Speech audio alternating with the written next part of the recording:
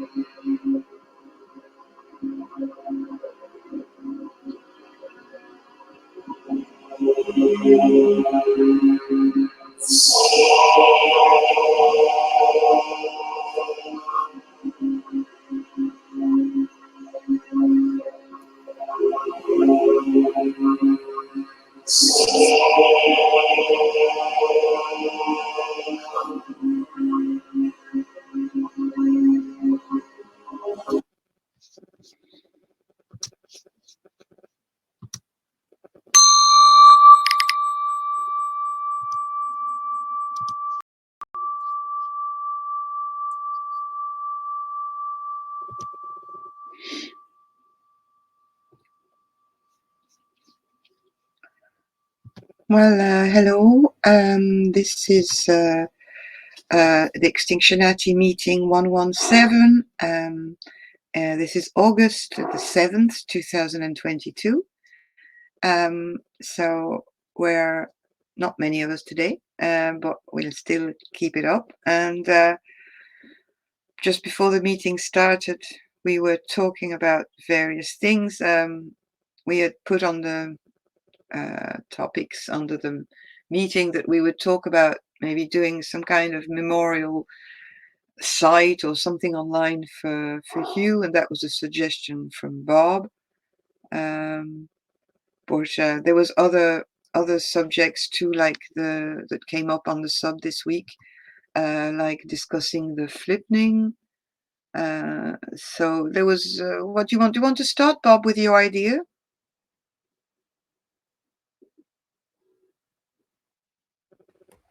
I don't know. Do I want to start? I mean, it's not. I don't know if I've got ideas. That sounds very grand. I put forward the possibility of, since Hugh's site has gone the way of all things and vanished, which I presume is just like nobody's maintaining the subscription for the hosting or the domain hosting or whatever. I proposed that we could possibly reconstitute some of his stuff and stick it on a website. That's all. It's pretty straightforward. But there is the archive of his site that's fairly functional. So yeah, I don't have much to bloviate on the subject. Just if that's an idea, it's doable. Well, listen, you've put it out there. There's not many of us at the meeting. Maybe some people will listen to this and take on that, because I think this is the sort of thing that wants to be discussed when there's much more of us there. I mean, yeah. You know, it's not. It is an idea. We all want to do something. We don't know, but I think the best thing we can do for. You see that that post that was on Reddit this week about questions about the flipping brought to mind that if we want to continue something that we found valuable and at different levels quite enlightening, is to explore and maybe further the spreading of the flipping, because I think we left it aside, and it was like you needed somebody like Hugh to carry this thing. Like he had enough he had enough strength and knowledge and God knows what to keep that going. We kind of, we were followers, and so I think there is something to explore there. And I read very carefully what was written in the comments, and I went back to visit some comments that Ryan had made at the time, and the replies that Hugh made about this. And I think we can't drop this if we want to continue a little bit what we're doing, and if we're still, like, we're still here, at least you and me and Zoo were there, and there's still some Mhm. people turning up at the Western meeting. So something is still happening. It doesn't have to be a cult like it was, because honestly, the personality of the leader is missing. But I don't know how I feel it is.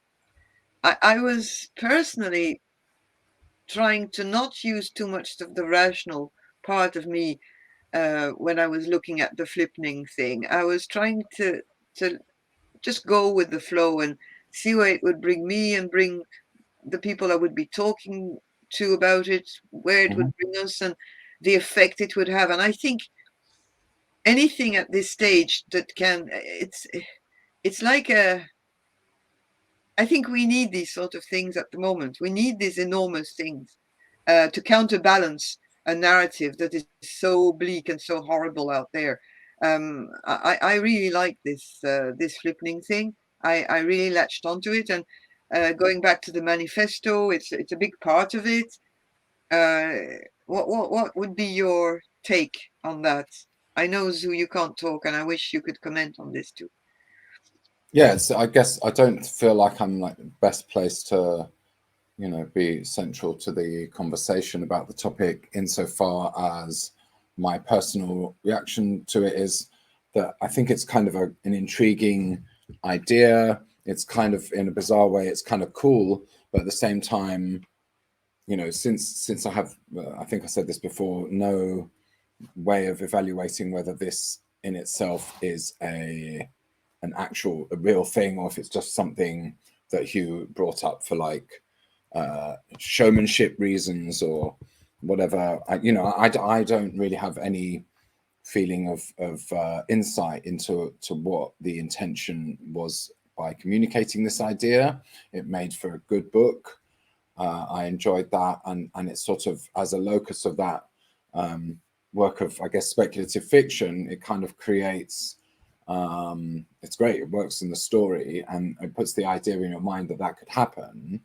I've listened to Hugh's explanations of the thing with the wing nut or whatever, and it sounds, sort of plausible. But I mean, personally, there's no way I could analyze the scientific veracity of the idea, and so I suppose I would be more titillated by it, I suppose, if I had a more solid sense. So if somebody kind of, you know, brought forward a physicist who said, "Oh, hello, I'm a physicist, and yes, if you look at the shape and weight distribution of the Earth and blah blah blah, if this ice melts at some point, then this effect could occur, and over the space of 24 hours or something, it's conceivable that the planet itself could flip upside down." Um, okay, I suppose I might take that more seriously. But again, within the context of not really being able to even have a conversation with a British person in Britain, which is literally collapsing in front of our eyes, about the fact that the British economy is going down the toilet, which is pretty trivial. I don't really know what it is I would be able to engage with other people. As in, okay, let's say somebody could explain the flippening as a physical reality that I was convinced could happen. It's such a massive idea that I mean, at the moment, I don't even know how to react to the fact that, even being a doomer for 20 years, I still haven't really done anything about it, even in my personal life, because I don't really know how to digest, whether there is anything I can do, or, whatever. At the end of the, there's this, it's like, Guy Mephiss, and again, I'm not particularly a fan, but didn't he like throw everything away and go and do the homesteading thing because he thought everything was about to collapse, and then things didn't go very well, and he had to sort of like retreat back to the world of academia or whatever and go and get a day job. And so there's always this sort of sense of like, well, yeah, the whole world is in a state of collapse. The ecosystem is collapsing. Everything we do is murdering the ecosystem, and so on. And like, what the fuck do I do about that? Because I've got to pay the rent now, or whatever. And so I'm the least appropriate person, I guess, to be at the center of this kind of conversation, because I'm like a doomer, but fucking completely useless, and I don't know how to respond. Oh no, why would you say that? I mean, anybody who's participated in the meetings for a while has a, can have something to add because the group as it was, had a kind of well, at one stage we had 2 meetings a day, which was Hmm. kind of intensive, and something was happening there. Now we're much, much less, of course, because we don't have Hugh with us. Hmm. But I think it would be interesting to explore what effect being part of this group has had on individuals, but also Hmm. outside us, maybe in the environment, in our immediate environment, people around us. And don't forget the woo. Don't forget that we've explored the woo a lot last winter. We don't want to forget that we can manifest things, even though I'm not into this kind of new age kind of, affirmations. And if you put enough intention, there's much more to it. And there is that behind the flippening too. I don't know if you remember certain conversations when you were there. Some of the last ones with Hugh, in December, January, about this. I mean, some of these things that were discussed went far above my head. There was stuff I couldn't even, really. I could have understood it if I'd had a lot of time and a lot of tuition and people explaining things slowly to me. But slowly but surely, I'm re-listening to what he said and what was said by Gary and other people attending the meeting, and I'm starting to see that there's much more to it than just the geographical flip of the earth. There's much more in constructing such a story, that can have far-reaching effects that we don't even know. Do you follow me? Yeah, I do get that. I feel like because like there's the last few Extinction Arty meetings where Hugh was present and everything was sort of, there was an elevated energy about it, I guess, where it got into all that UFO stuff. I mean, that takes things into a certain direction that in a way I find easier to relate to than any scientific sort of analytical things, because I mean, yeah, I don't know. I find like science, sort of the information in science, to understand a scientific paper or whatever. Um, it's just not. I don't find myself being able to engage in that sort of stuff. So I find it more compelling to like read about philosophy or spiritual things or whatever. And so I accept that science exists to the extent that somebody's worked out how to make a car work by controlling a bunch of very fast explosions in a certain way and directing the energy towards wheels. You can work out how to make an aeroplane happen and so on, or kill an ecosystem. All of those things you can use. The human mind seems to be able to work those things out. But like in terms of me, like gaining any like really concrete understanding of any of that stuff, zero. But I just don't even find it interesting, because I don't know. The more you try and comprehend reality, the more ridiculous it seems. So purely personally, I must sound like a lunatic, or an idiot. But So when we got this, I mean, this idea of the narrative about the UFOs and the woo and all of this. I mean, again, this is one of my the sort of main themes of my engagement with this whole enterprise, if that's not a terrible word to use, has been to try and figure out like what is it. And again, unfortunately, I don't know if I'll fathom it really, but I was trying to figure out what was Hugh trying to communicate, because I didn't, I haven't been present with the meeting since early. I came late to the game, I guess. And when he started ranting about the the woo stuff, it sort of tallies with my own sense of it, that there may be properties of the human psyche that are capable of manifesting either a physical reality, which may be possible. I don't know. I've never seen any concrete suggestion that that's literally the case. Or we can generate certainly sort of fields of belief, I suppose. Which, again, I suppose I want to say sort of like through like something called mass hysteria or something like that, that human beings are capable of, like, you know, creating these very strong narratives.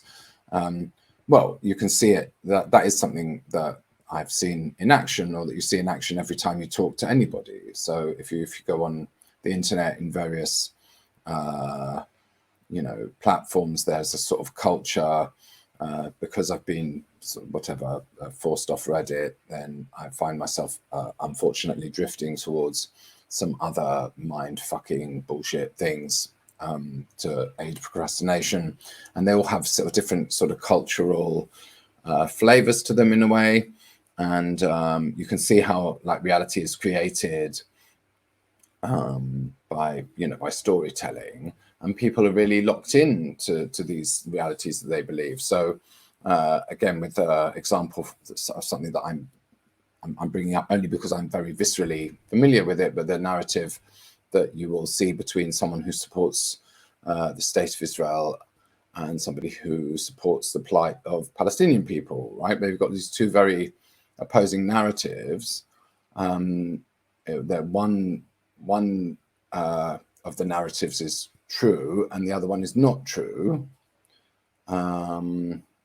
which again, I'm sure you could have endless philosophical discussions about whether that's correct or not. But one of those narratives is true, one of those narratives is not true. And when you go and talk to the people who believe in the not true narrative, they're unshakable. So at very best, they relate to you as a mental case for proposing an opposite narrative, and at the very worst, they'll try and kill you, right? Which I believe that they would do in many circumstances. Not metaphorically, but they literally would. And so, bearing in mind that, unfortunately, every like thought and discussion and conversation I have with anyone or with myself always comes back to this idea that I've got no fucking idea what's going on. I have this belief about the world collapsing and, you know, murdering the ecosystem and everything. And I either, you know, I'm surrounded by billions and billions of people who just won't engage with the topic at all. So I don't know what they think about it. They're just they're in denial, or that they reject it. And so, you know, but I don't know, I'm rambling and incoherent, but it's like we're all making up reality anyway. So are we actually manifesting physical reality in some sense or other? If we all suddenly decided, 8 billion of us, to focus our mind on the ecosystem being restored and the balance of gases in the atmosphere to go back to whatever is optimal for maintaining a nice natural environment, would that happen because we all thought about it at the same time, or we all decided to believe it at the same time? I mean, I've got absolutely no fucking idea, because I've never seen a shred of evidence that happens. At the same time, when Hugh was talking about, oh, a UFO is going to land on the White House lawn and offer to sort of rescue a bunch of people, you know, and him saying, don't get on board because it's a manifestation of our psychotic perception of reality, I think that's probably true. But again, until the UFO comes, I don't know, and whatever that UFO is, I ain't getting on board anyway. So yeah, I feel at a loss to really contribute anything like meaningful, you know, that's the thing.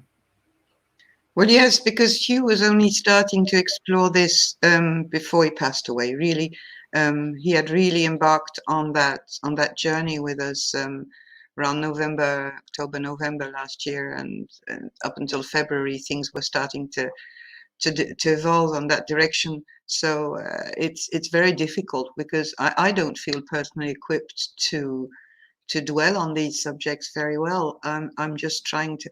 I was reading a comment that Ryan put on Reddit under this intervention, this post by Hank, and he was saying, I read it there, I have it there. He says, I'm not sure I follow it logically. He's talking about the flipping, but another key in what he said is that energy doesn't need to be for or against in terms of agreeing or disagreeing about something. Either way, it targets the same object. So whether you believe in aliens or you are strongly against it, it has similar effect in terms of amount of energy you are discharging towards manifesting aliens. You see, at this level, Hugh said also, if my memory is good, he said if ever a thing like that happened, you wouldn't even know what it is.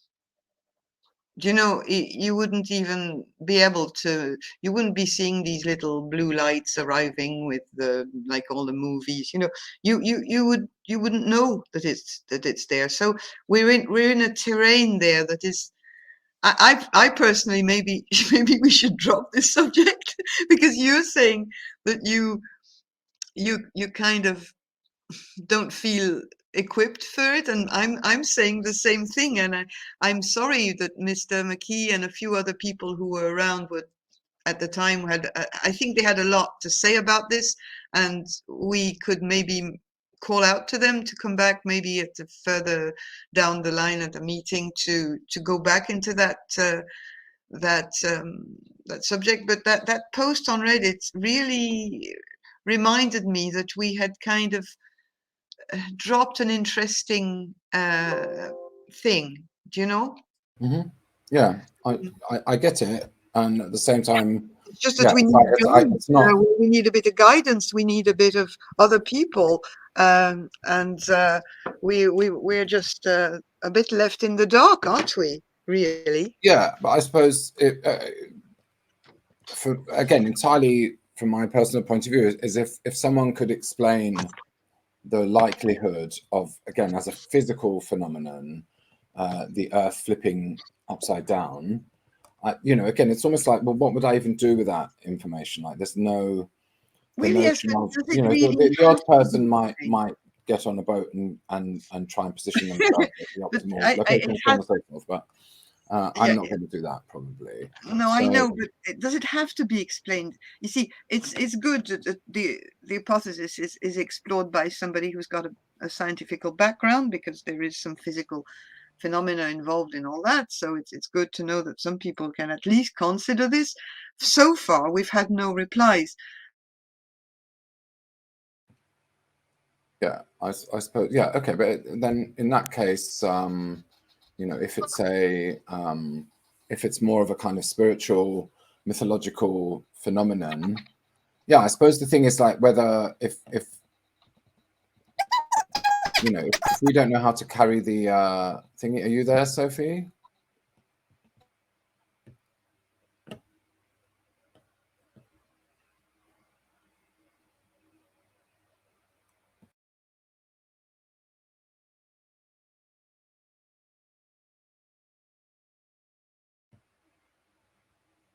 Hello, 1, 2.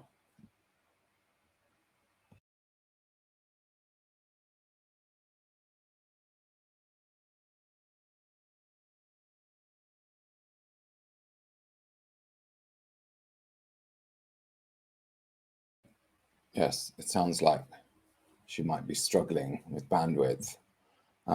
Let's see.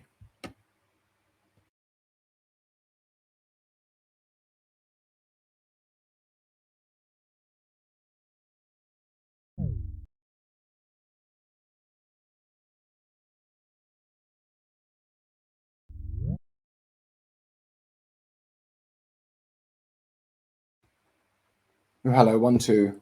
Are you back? Sorry, there was a power cut. Oh, okay. One of, I'm back. yeah. I'm back. Yeah, yeah. So I find Sorry. that happens a lot. If you was there, you would say we start talking about the Who, and things happen in energy Oh, fields. yeah. I mean, again, yeah, that's, yeah, well, And you yeah. know, so this is like, it's, yeah, maybe that's true. Yeah, it's just like any of those topics, basically, I personally don't feel like I'm in any, I haven't, and obviously no one else has really sort of picked up on those topics either. So whether any of the people who normally participate in these meetings are thinking or sitting on some thoughts about this topic, I guess is yet to be revealed. But yeah, I don't know. So yeah, maybe it's like we need to contemplate whether we actively want to direct our thoughts in this direction or that. Possibly, do we? Because there was sort of the the sense that we were maybe going to, do some sort of woo related, let's see if we can all, join hands and contact the living or whatever. And but that sort of, without the sort of the numbers of people who want to participate in that, I don't know if we can do anything.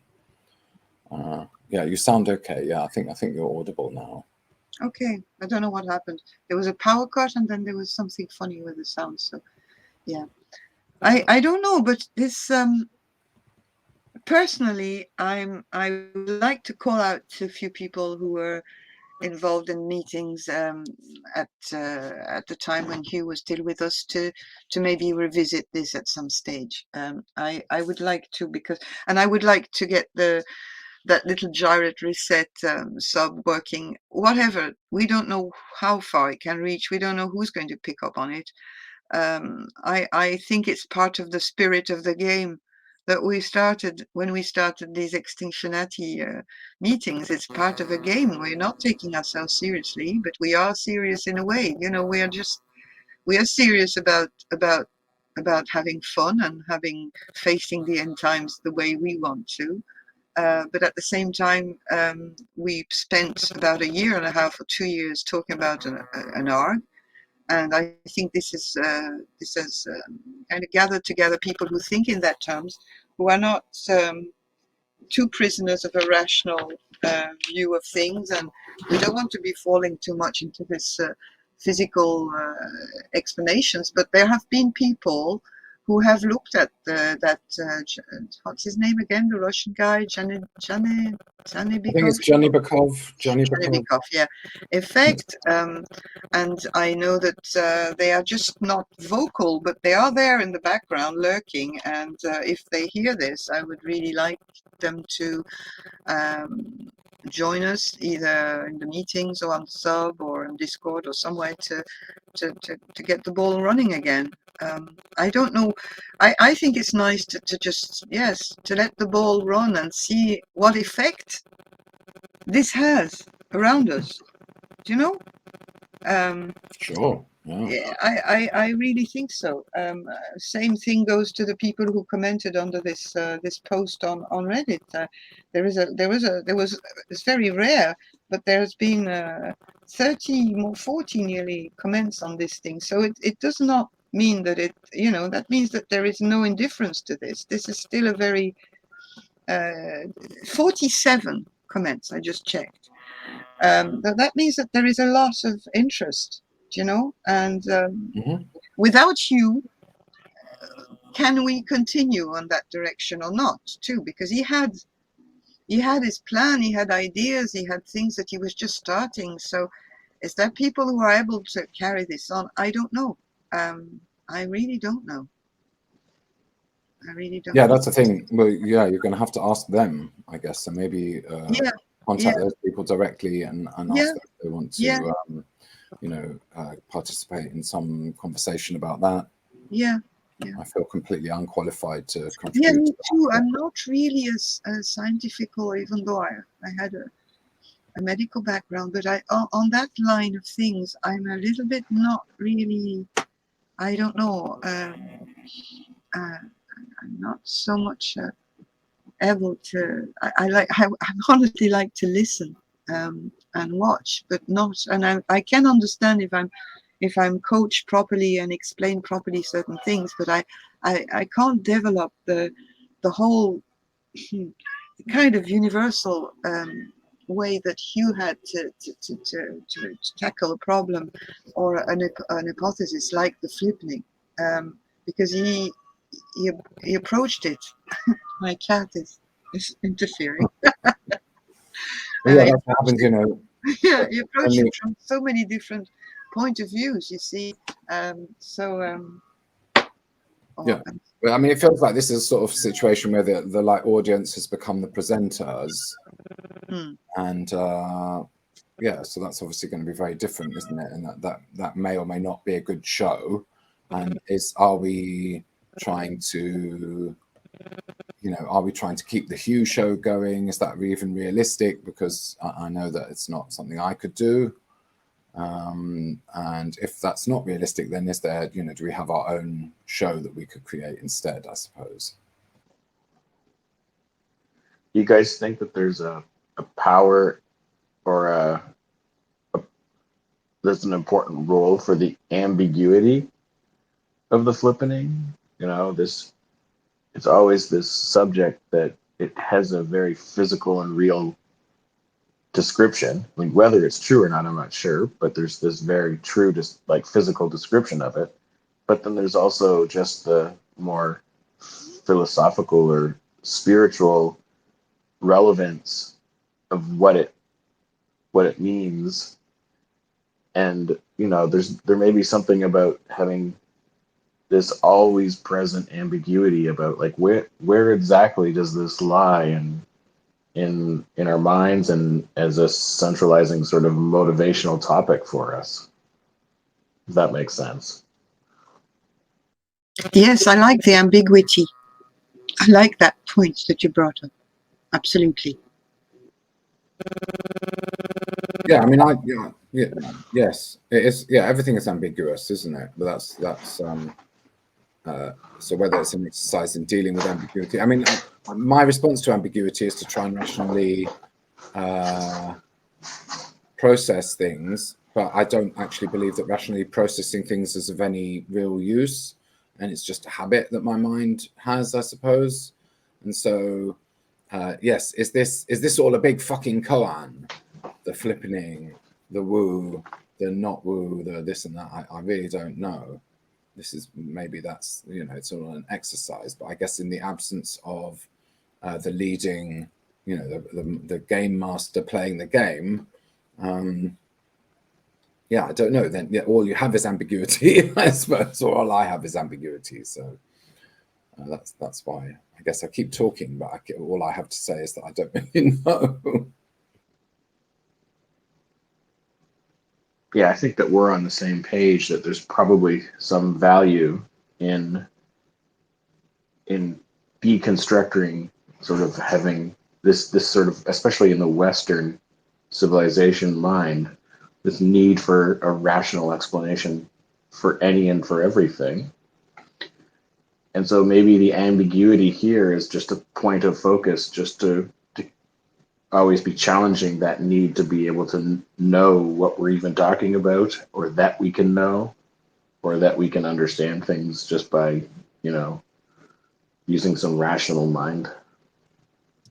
Well, what make you talk about scientific um, rationality and all that, but we're in a world where if you base your if you base yourself on all sorts of scientific reports coming from different countries around the world, we know that we're basically fucked in terms of climate, methane, everything, extinctions of species, plants, etc. But nobody believes it. So the parallel with the flippening is a bit the same. Um, there is maybe not. We don't know the sources of science. We've talked about our shortcomings in that area. But whether you believe it or you don't believe it, it mirrors exactly what's happening with the climate crisis. It's the same thing. We have billions of people who continue on knowing perfectly well what's going on, or at least they have access, if they want to the reality of science on this, and things continue. So, what do you think? But yeah, then I suppose my mind will go, oh well, so that's just kind of like a narrative tool. But why do you need to bring in this other narrative tool that nobody believes in order to? I mean, as in there is already a narrative tool that seems that we all agree is real, but then we're bringing in a narrative tool that none of us really know if it's real or not. And I can see that as maybe that's again, because I'm diseased by this sort of analytical tendency, then I'm sort of going, well, there's this narrative that seems to be true, like from, and again, I don't know, I still don't really know if anything's true, right? I might not be here, I might be a sentient cucumber on LSD for all I know, but if I'm really here and this is all happening, it looks like the climate crisis is real. I'm pretty convinced about it, and then the flippening is a completely mythical idea. And so I feel I'll end up analyzing to myself, like, okay, well, is there some sort of like a spiritual or artistic benefit in like supplanting this metaphoric, mythical idea with the real idea and taking one thing that no one believes in, and but then expanding that into a more absurd idea, but I don't even know if it's absurd or not, right? So yeah, so the flippening as a tool for creating satirical content that highlights the fact that people don't want to think about something that's obviously really happening. Is that what that then Yeah, is? well, listen, the flipping is considered as junk science by most people. If you, every time I've asked a question to people, it's just so. But if you talk to climate deniers, they consider climate science as junk science too. Yeah, yeah, You yeah, know. yeah. But then So I suppose, where are we? We're not. You know, reality is a funny thing. I mean, we are just on one layer there, and we're going to another layer and another layer, and what we're going to find we don't know, but we still keep exploring, which is my point in continuing this quest to spread the idea of the flippening that was. I mean, all the work that I'm not trying to be, I'm not trying to become to transform this little cult we had into a religion because our cult leader is gone.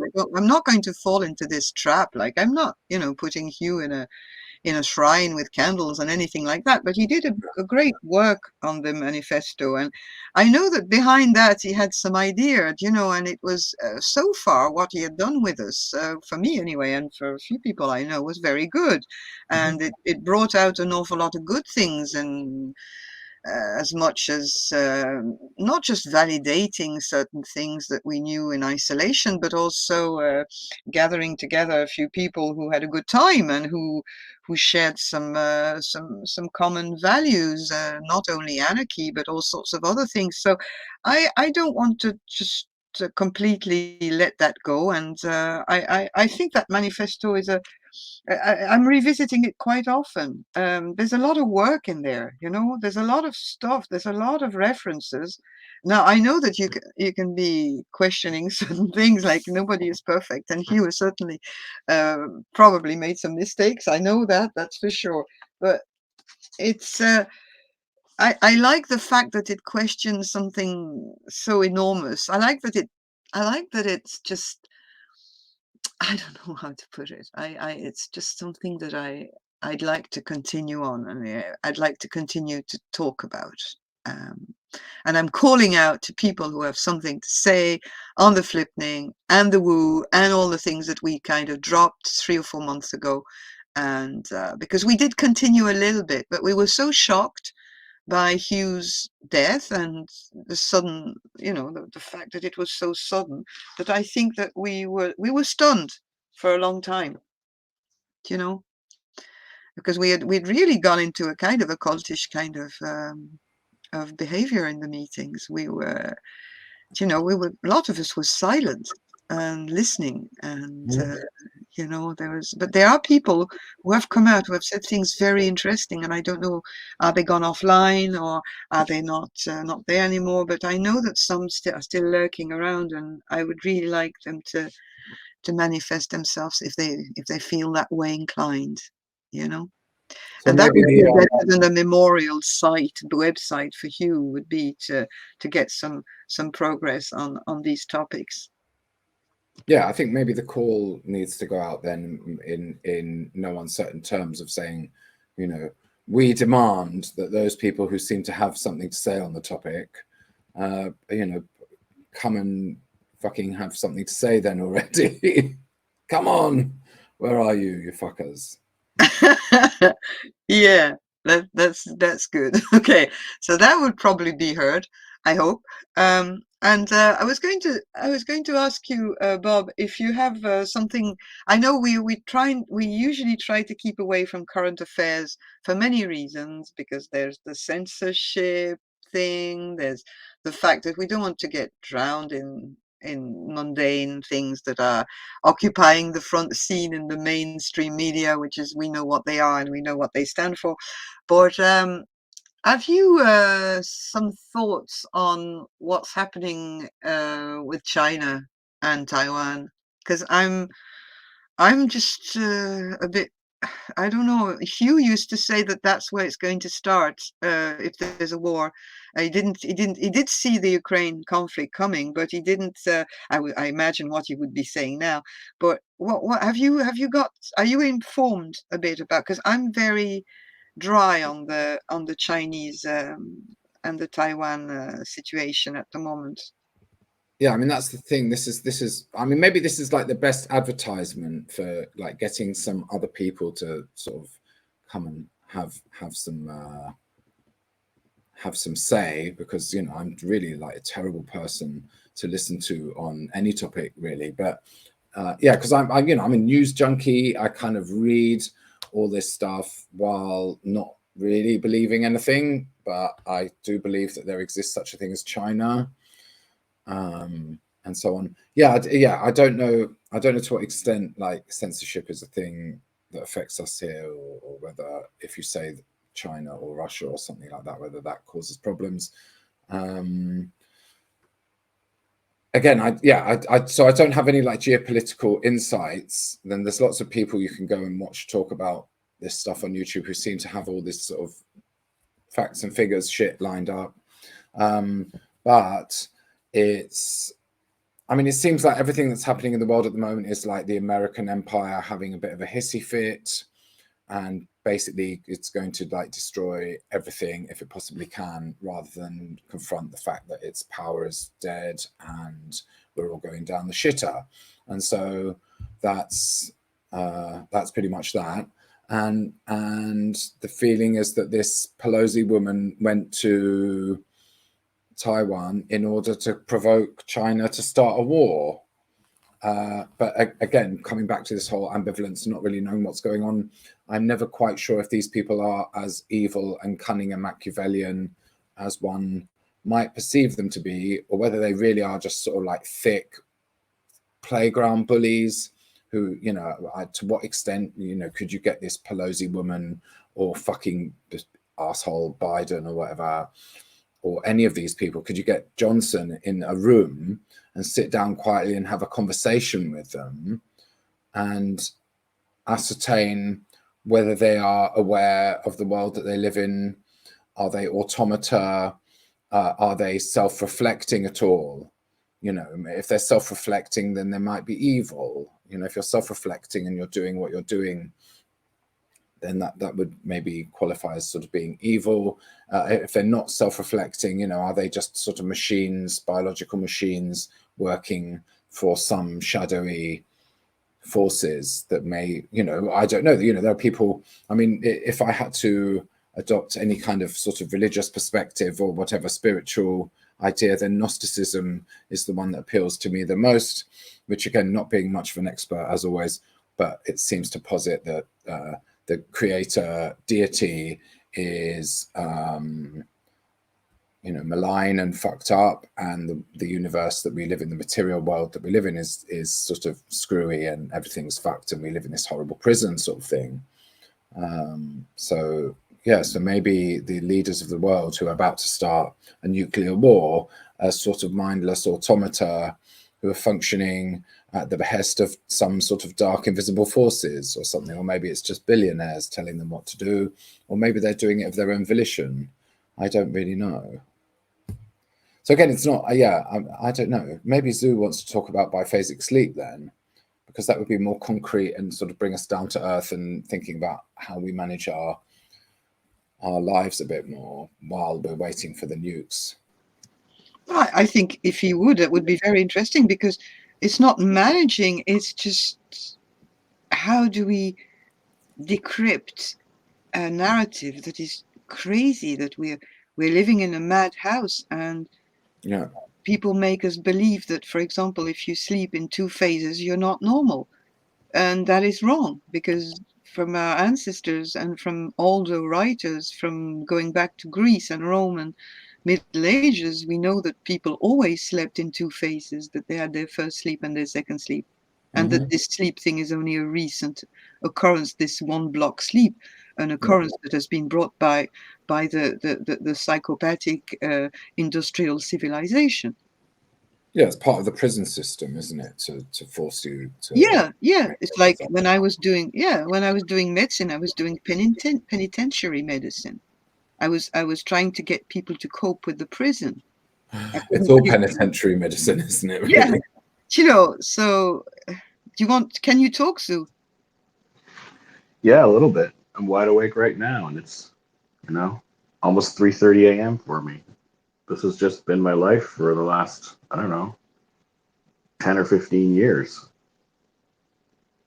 And I used to think that, that this was not a good, it was not, quote, healthy sleep patterns, and that I needed to manage it and try and fix it. And then, I don't know, maybe a decade ago, I learned about second sleep and about the fact that actually biphasic sleep has been pretty normal in our history. And I just stopped caring about it. I mean, I stopped caring about the anxiety causing opinions of others who didn't have a strong reason or basis for why we should only have one phase of sleep. So, but it also sort of like loosened my idea that what we that what Western civilization tells us is true is true. I mean, I think we certainly don't have less of a handle on that. So it's been a useful sort of self almost a way to sort of reflect on the fact that you just shouldn't believe or accept the things that you're told at face value, especially when you have some personal experience around like just how fucked up it is. So, anyways, yeah, welcome to my middle of the night or my second sleep. That's what I always say.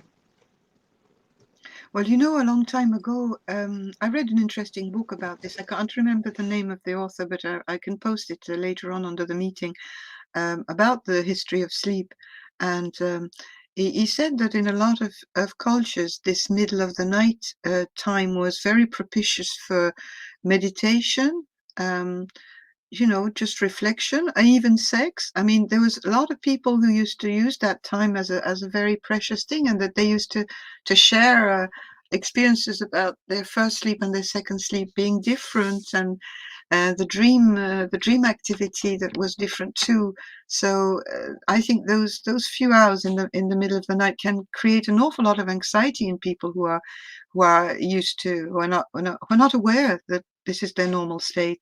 Um, and yeah, it's great that we're there with you in that middle of the night thing, because it's probably a moment of a lot of awareness, you know. Yeah, absolutely. And there's some value to being. I mean, I like the time alone. I like the sort of the quietness of the middle of the night. I often spend a lot of time reading at this time, or kind of just reflecting. So So there's you're also very, very sane. You're very sane. but there's also a very practical application. So where I live, we have a wood stove in the winter, and I used to get up and sort of stoke the fire. And so I would tell Yeah, people this story that, well, someone needs to get up in the middle of the night to put the another log on the fire, and that's what this serves. So I just have a genetic predisposition to having the graveyard shift on fire duty. yeah, but that's a hunter-gatherer thing, isn't it? I suppose. Um, I mean, I suppose that when people used to sleep in different phases, there was something like that happening, making sure that there was no animals around, stoking the fire in case, checking on the kids. I mean, this is and really, I went through the same thing, thinking that I was a freak, because I was waking up and uh, for a few hours every night for a long time. And I thought, I was fucked. Like I thought, oh my God, I mean, I'm never going to be able to function, and everything is going to be. But I think once I started to reflect on it and look and study a little bit, I realized that it was happening at a time when I was getting aware of much more things around, and maybe awakening to all sorts of other things, and that I suddenly recovered my right sleep, the right sleep, which was biphasic. And before that, when I had the one sleep, like the one block of sleep, it was when I was conforming to the diktats of work and society. So I think that it's a good sign. I would really think that anybody who wants to medicate somebody because of that will, well, it's like it's trying to get you to fit again in society, making you a good productive slave. That's all. There's no other reason to medicate somebody for that. Yeah, so I mean, I did suffer a lot of anxiety over this early on when I thought I was in some way broken. Mm. Um, but I was shocked when I just started reading history books about how Europeans would, well, two things. One, I learned that they would basically sleep all winter, and then I also learned that this biphasic sleep um, was pretty normal. And I somehow just came to accept that, hey, I'm not the one who's broken here. And then kind of look around and say, but I see a lot of other broken people. So I just flipped it. Well, this is another flippening, isn't it? Yeah, yeah. But You know, there is this is such an example of so many ways in which we think that we're broken, and so many ways we are conditioned to think we are not normal when we do this or that. That you mentioned the European habit of sleeping in the hibernation, for example. If you really follow what is normal in human beings in our climates, like where we live in Europe, I mean, hibernation makes an awful lot of sense when the days are short, when you're short of food and fuel, and you need to, you can just sleep it out in the winter and spend very little time eating and moving around using energy, and then revel in the spring and summer when the days get long and there is abundance of food and stuff like that. But this is totally anatomy. You can't say that. It's impossible. And even in my profession, when I was working at trying to tell people in the wintertime, we're saying, I'm awful sleepy, I don't want to do anything, I have no energy. Well, I wanted to tell them, just fucking go to bed. But how can you tell that to people when they have to go and pay the rent and go to work? You can't do that. But it's so you're faced with the same thing. It's so basic. Like it's just so evident.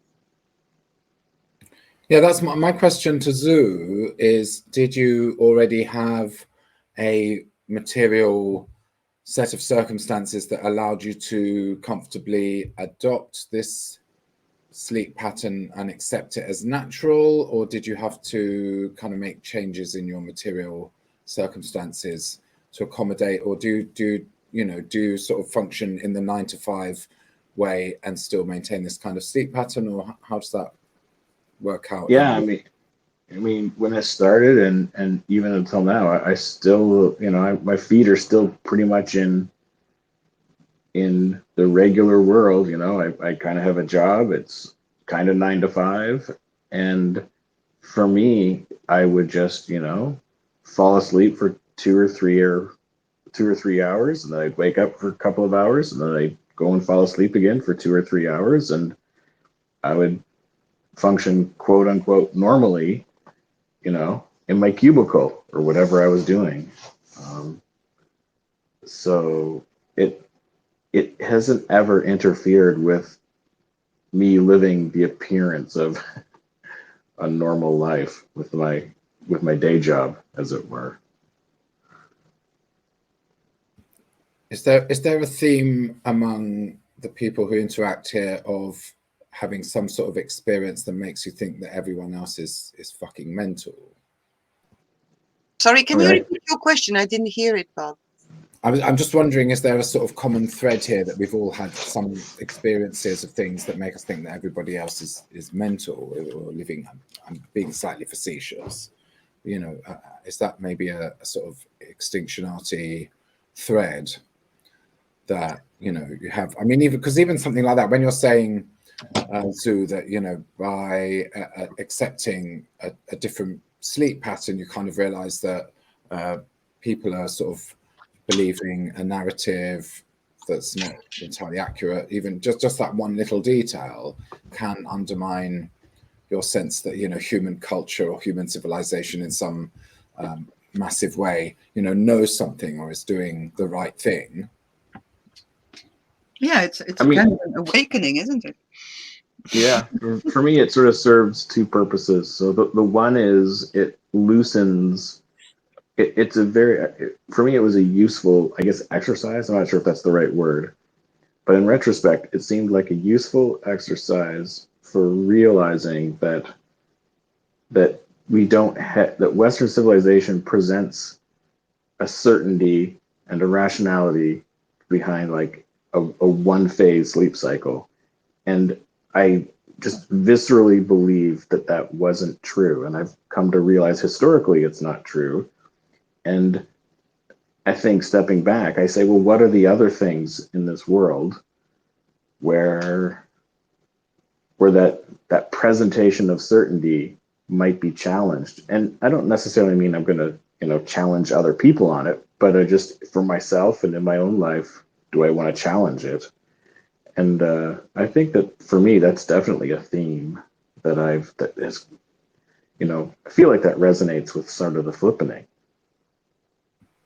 Yeah, that's, yeah, I guess that's, I'm trying to make that connection in a way. So your experience of having what you believe is an unusual sleep pattern, thinking there's some defective process going on, then you get an intuitive sense from what you're saying. Tell me if I'm wrong, but you start to sense within you, oh, maybe this sleep pattern is all right, and then you discover external information that validates that, because you realize that actually for various periods of history, human beings considered what you're doing now to be quite normal, even though our society considers it to be aberrant or whatever. Exactly. Yep. And then from there, everything else percolates, right? Well, I mean, once you realize something like that, I mean, yeah, that, i.e., and again, maybe this is the thing of like when people have those sort of psychedelic.